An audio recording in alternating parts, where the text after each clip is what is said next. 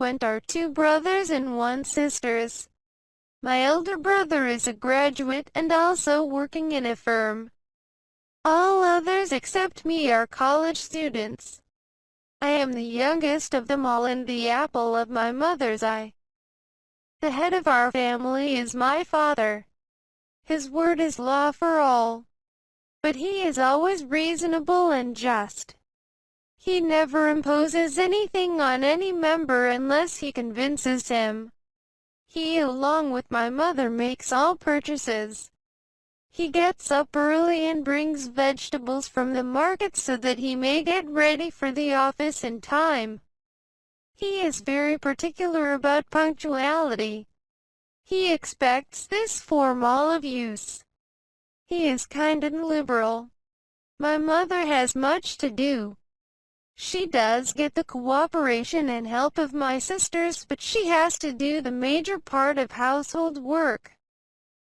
She is a very early riser. After taking bath, she gets to the temple.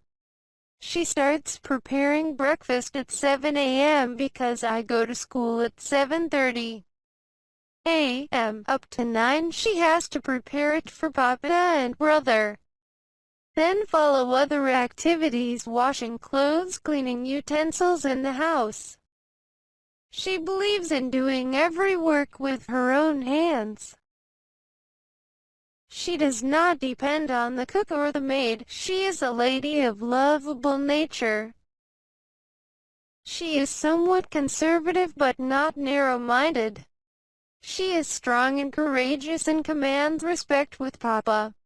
My father has a great regard for her. He never does anything without consulting her. She is just like a wise counsel for use. He is never peevish and unjust. No beggar goes unattended from our house. He is given alms in the shape of food or fruit and not money. Every one of the elders. None of us dares be insolent. Everybody adjusts as he is expected to do. There is cooperation and unity in our family. I have learned the lesson of sympathy, love, and civic sense.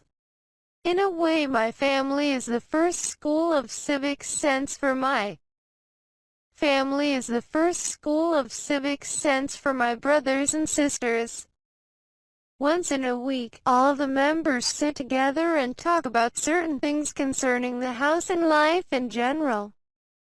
Many a problem is solved with mutual help.